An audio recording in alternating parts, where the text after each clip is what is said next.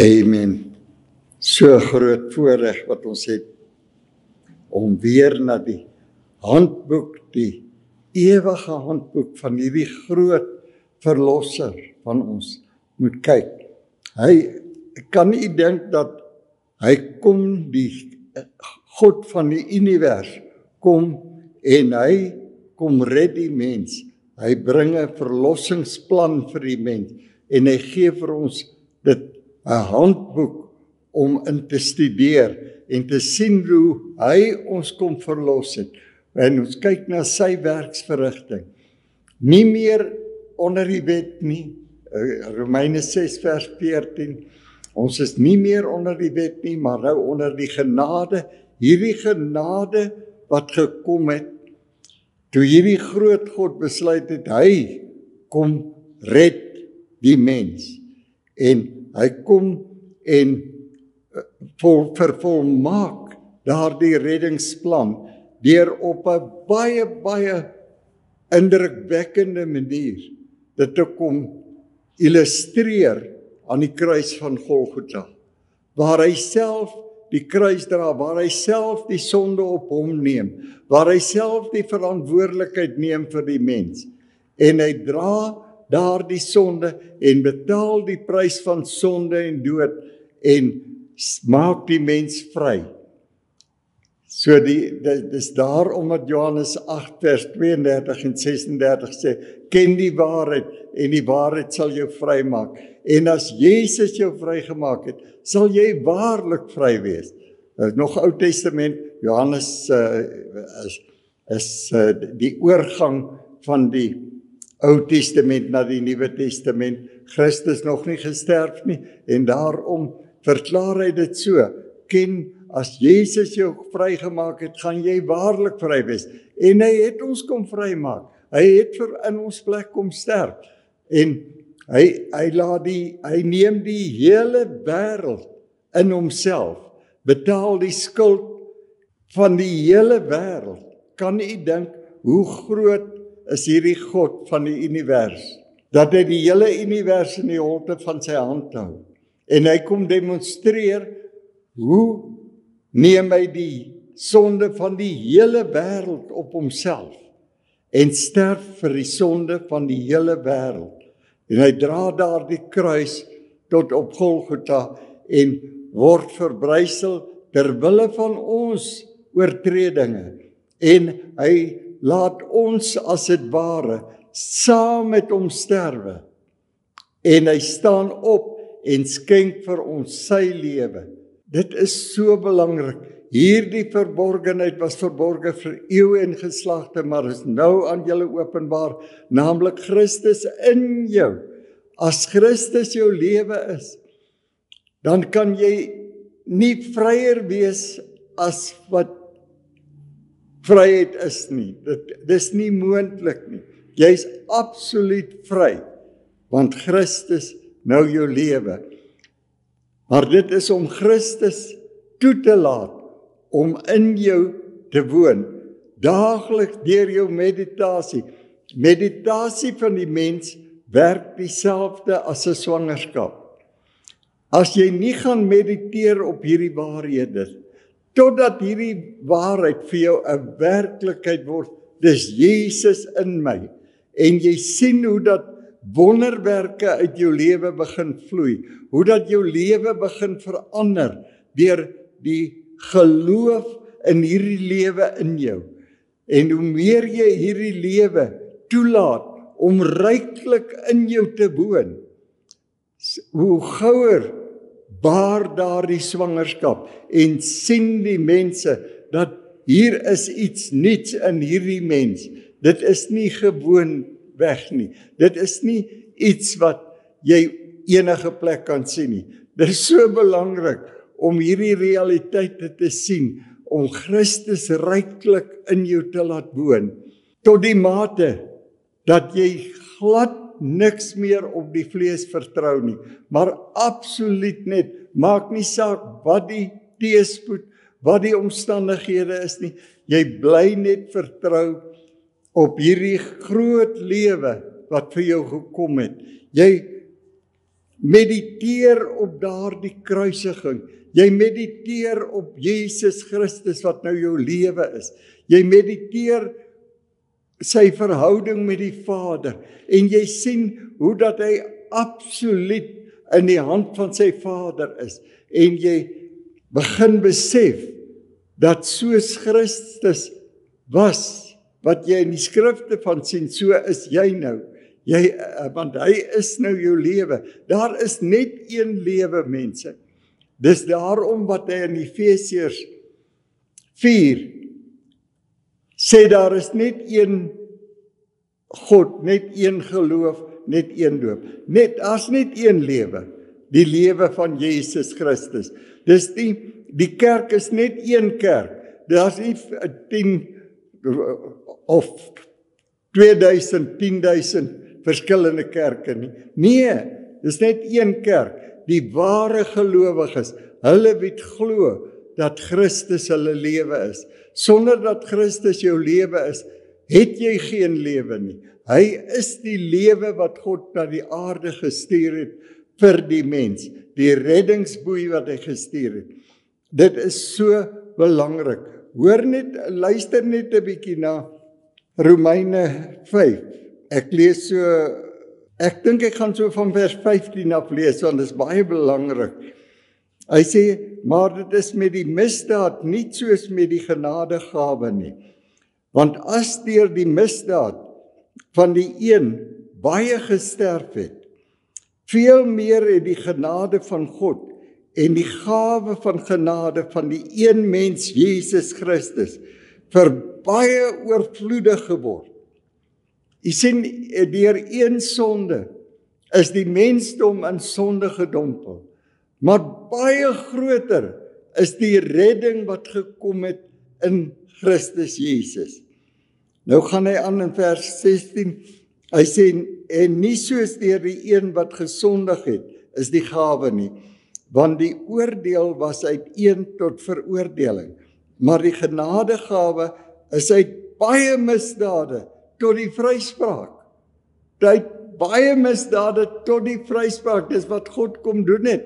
Die vryspraak is sy werksverrigting. Mense, en wil jy nou teen God gaan en sê hy het die mens nie vrygespreek nie? Dit is so belangrik dat ons lering kry en dat ons absoluut sien hoe groot hierdie werksverrigting van God is aan die kruis.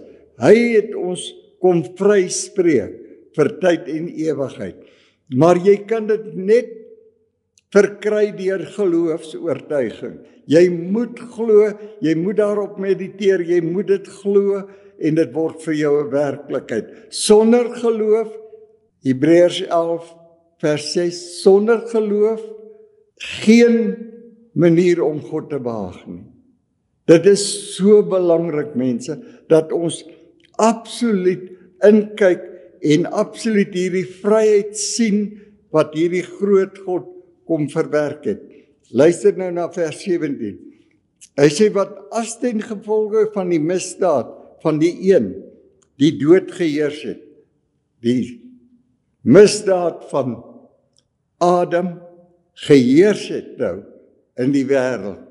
Luister, ek begin weer by vers 17. Hy sê, want as ten gevolge van die misdaad van die een, dis die sonde van Adam, dood geheers het deur die een, veel meer sal hulle wat die oorvloed van genade en die gawe van geregtigheid ontvang het, die gawe van geregtigheid ontvang het, in hierdie lewe heers deur die een Jesus Christus.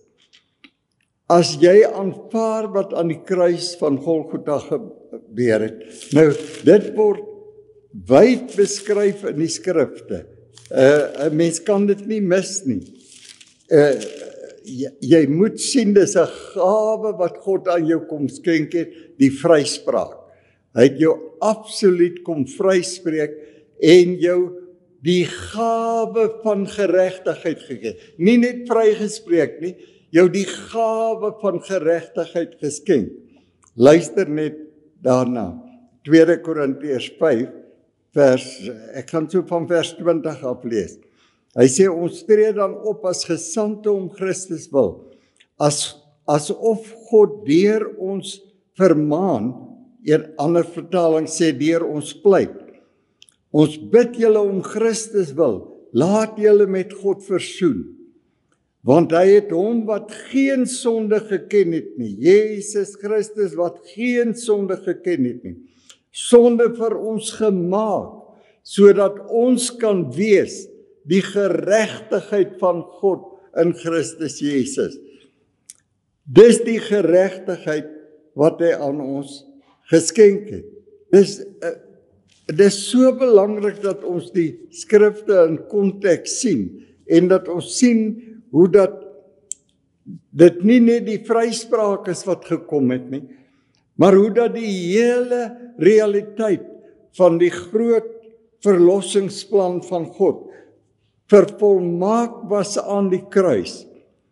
Nooit weer sal hierdie evangelie op 'n ander manier kan verkondig word, is die werksverrigting van hierdie groot God, dat hy gekom het om die mens vry te spreek en aan die mens sy geregtigheid te skenk. En as jy dan begin kyk na die skrifte en jy kry lering en jy sien hoe dat God ons nie net sy geregtigheid geskenk het nie, maar hoe hy ons 'n volheid geskenk het, waarmee ons onsself kan beklee. Want deur ons eie werke was ons soos mense wat naak was. Maar nou noem hy dit, hy vra, hy soebat eintlik by ons. Beklee ons nou met sy werksverrigting. Beklee ons nou met dit wat hy vir ons kom doen het. Sy geregtigheid wat hy ons geskenk het. En dan gaan hy baie verder. Ek wil net nog 'n bietjie hier verder gaan in Romeine 5, voordat ons verder kyk. Hy sê, want vers 17, wat as ten gevolge van die misdaad van die een die dood geheers het deur die een, veel meer sal die oorvloed van genade en die gawe van geregtigheid, wat ons ontvang het in hierdie lewe heers deur die een Jesus Christus. Daarom dan, net soos deur die een die misdaad vir alle mense tot veroordeling gekom het, so ook is dit dat een daad van geregtigheid vir alle mense tot regverdigmaking van die lewe is. Sien, alle mense dieselfde gawe ontvang, die regverdigmaking van die hele skepping van begin tot einde. Want, vers 19, want soos deur die ongehoorsaamheid van die een mens baie tot sondaars gestel het, so sal ook deur die gehoorsaamheid van die een, Jesus Christus, baie tot regverdigheid gestel word. Hulle wat die gawe van geregtigheid gaan ontvang.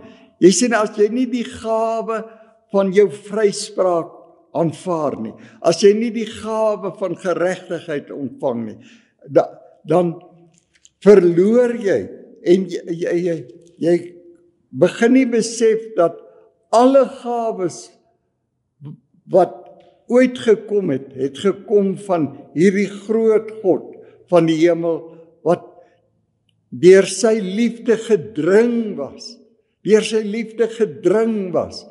om die mens te red, terwyl hulle dood was in sonde, om daardie probleem af te handel aan die kruis.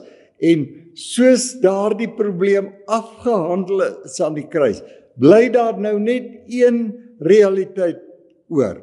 En dit is om Jesus Christus te aanvaar as jou lewe. Nie as 'n doktrine nie, as jou lewe. Galasiërs 2 vers 20. Dat jy nie meer leef nie, maar toelaat dat Christus nou in jou leef. Jy sien, is baie belangrik, mense. Dis so belangrik dat ons nou erns maak met hierdie evangelie. Want dit is so belangrik dat ons ook sien dat God die tye van onkunde oorgesien het.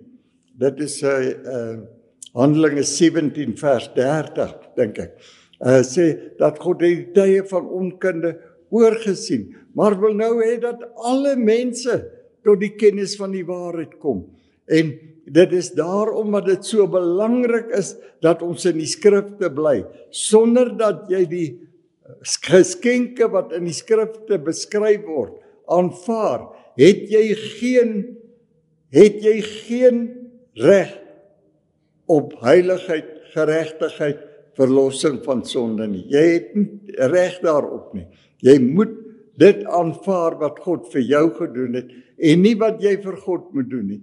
Dit is absoluut belaglik, dat stof hierdie groot God kon verheerlik.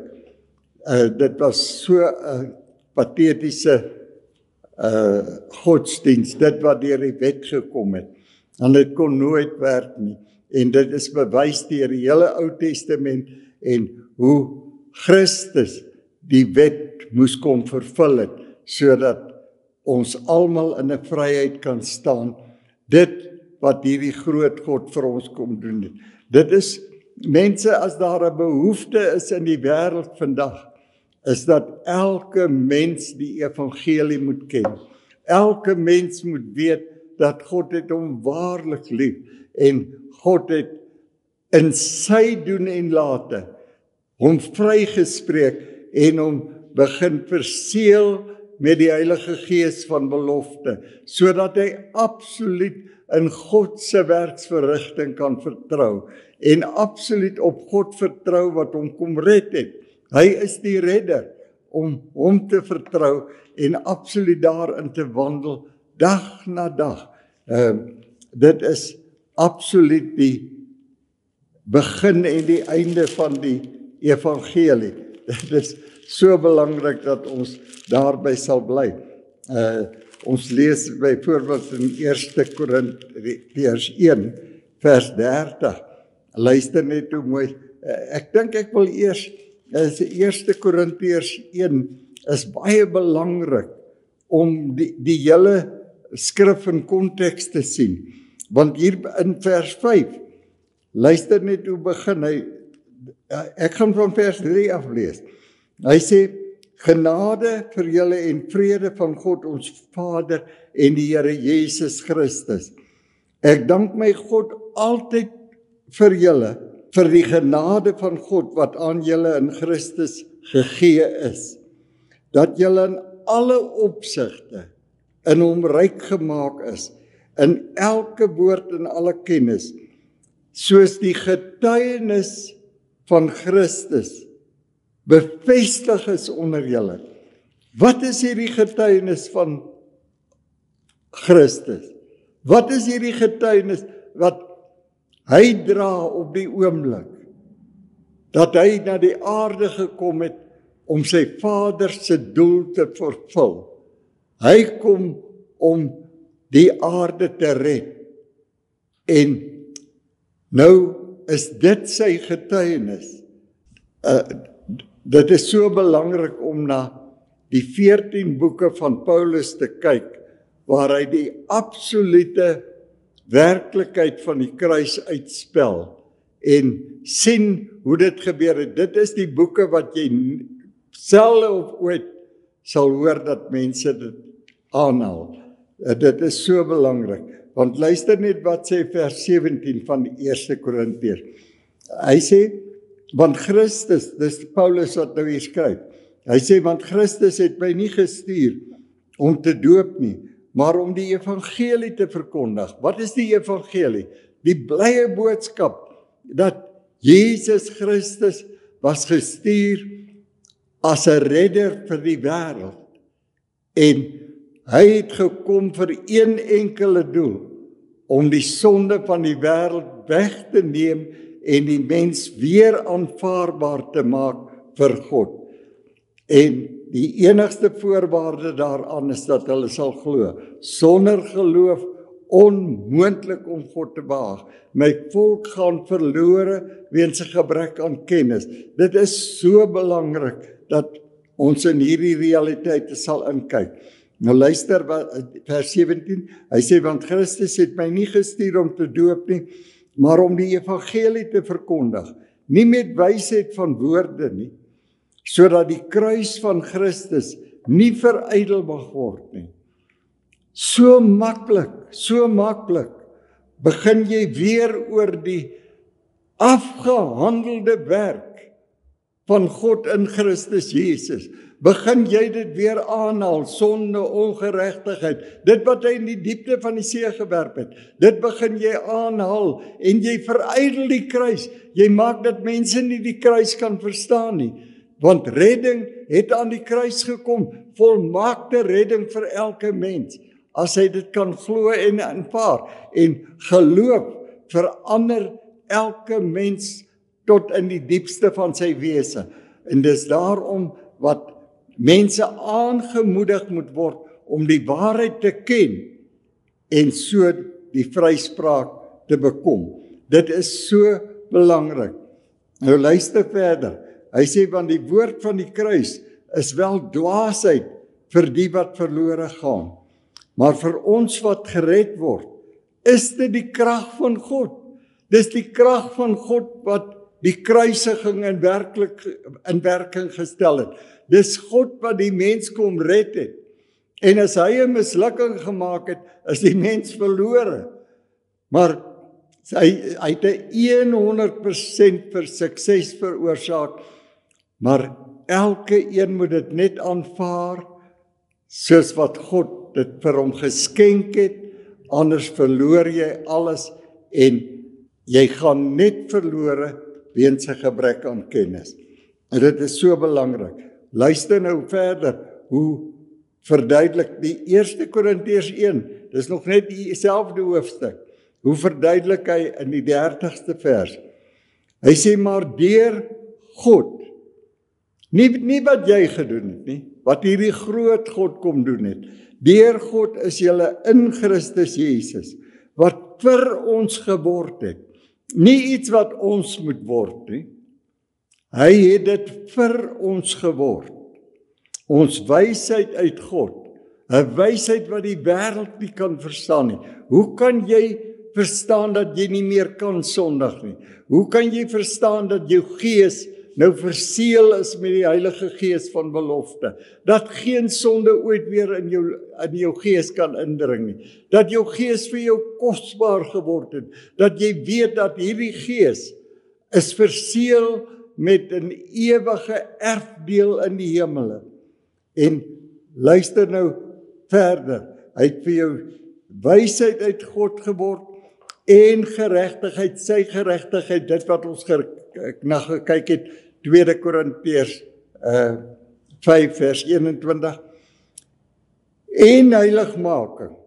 Hy het vir jou heiligmaking geword, die volledige pakket, mense. Dis nie iets wat nog moet gebeur nie, jy moet dit aanvaar, en soos jy die volledige pakket van verlossing aanvaar, begin hierdie heerlikhede vrugte dra in jou lewe, en dan noem hy dit in Johannes 14 en 15, soos 'n wynstok en 'n takkie wat vrugte dra, en jy moet in daardie takkie moet in die wynstok ingeënt bly, en dan sal hy veel vrugte dra. So ons moet in hierdie werklikhede bly, sodat ons veel vrugte kan dra. Vrugte is net die aanvaarding van die menigvuldige gawes van hierdie groot God. Prys sy wonderlike naam. Amen.